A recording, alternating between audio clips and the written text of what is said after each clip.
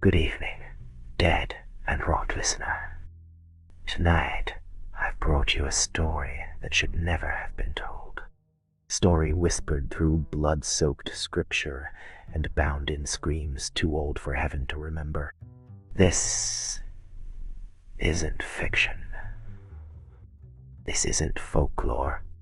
This is a confession. And by the time it ends, you'll wish it had stayed buried. Because tonight's tale is not about a ghost, not about some cursed doll or haunted house. No, tonight you'll meet the devil, not the red-skinned cartoon from childhood nightmares, but the real thing, gold, ancient, watching. So dim the lights, lock the doors, and say a prayer, if you still remember how, because once the rite begins, no God can save you. Enjoy the show, and remember, He's always listening. They say the devil hides in silence, but I've heard him scream, with a voice that shakes the bones of the faithful and tests the edges of sanity. My name is Father Elias Moura, and what you're about to hear is not a sermon, it's a confession. The last story I will ever tell, carved from faith, fire, and the kind of truth that scars the soul. It began years ago, in the remote woods of West Virginia, where a 12-year-old girl named Clara became a battlefield for something no child should ever endure. I believed I could save her, believed my prayers were stronger than whatever darkness had taken her. But I was wrong, and she died still calling my name. The demon that possessed her wore her face like a grief mask, and when she burned from the inside out, the man I once was died with her.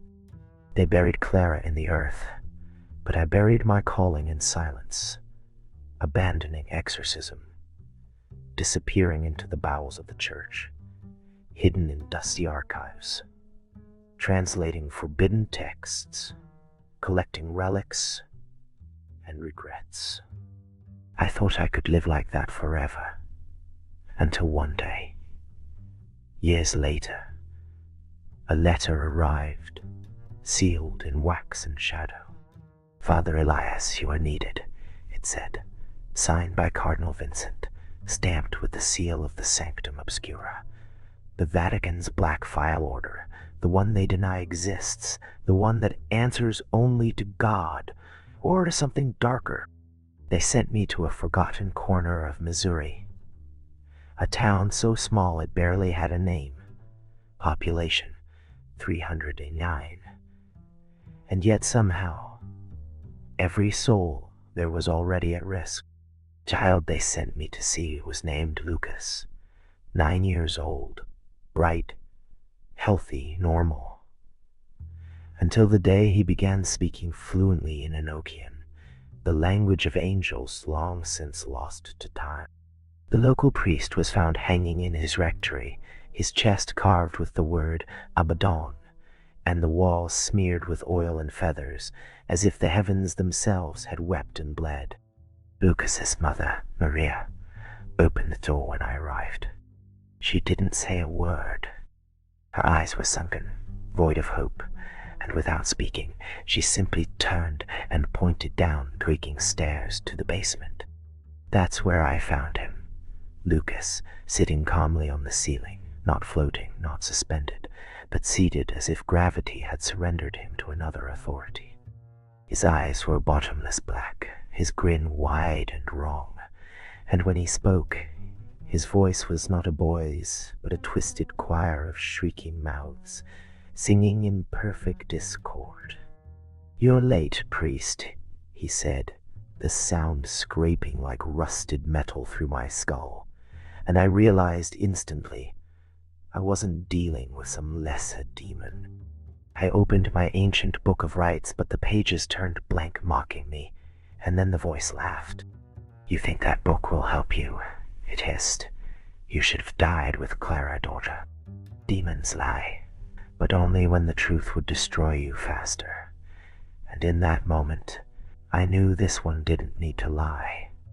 That night I wandered the nearby woods, desperate for remnants of the old rites, gathered white ash, salted the thresholds, and found a shallow stream that ran uphill, its water humming like a pulse. I blessed it anyway. I slept barely 3 hours and dreamed of a sky on fire, of horns piercing the heavens, and a throne built from bone and regret. When I awoke, Maria had wrists opened to the past, and her walls were now covered in scripture scrawled in her own blood, as if trying to write her way back into God's grace. I called the Vatican for backup, whispering into the radio with trembling hands. But the reply came cold and immediate. Just 2 words: proceed alone. They knew what I was facing. They always knew. Then they sent me anyway. So I began the rite at midnight. Thunder cracked a buff like judgment. Lucas sat below, grinning from the center of the ritual circle. I drew in salt, ash, and desperation. I raised my voice, trembling but defiant. In Troibo ad altaride, I will go unto the altar of God.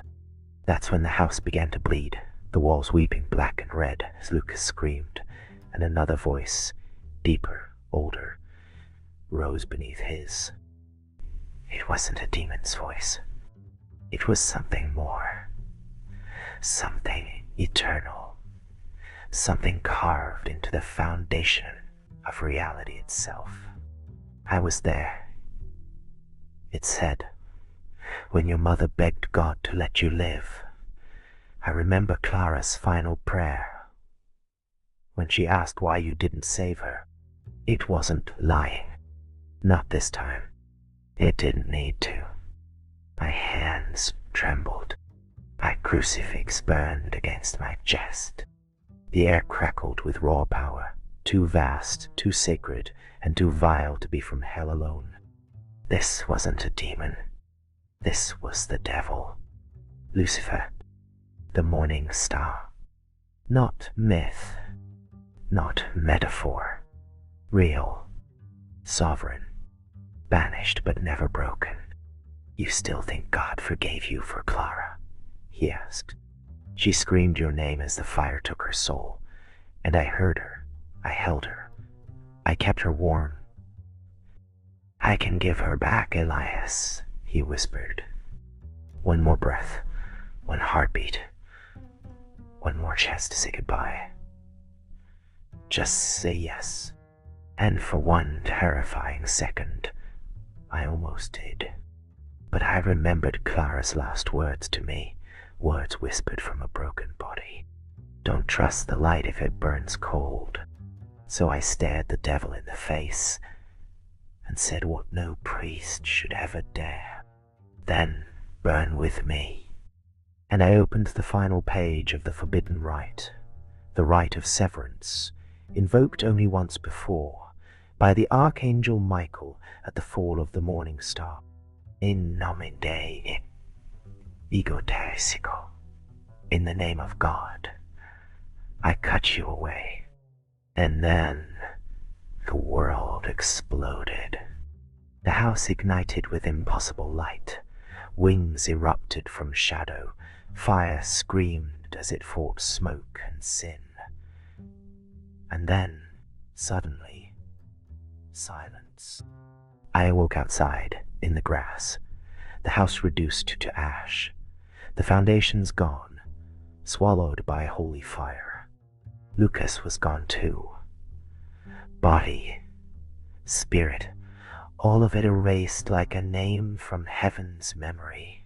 Maria lay nearby, curled on her side like a sleeping child, and for the first time since I'd met her, she smiled.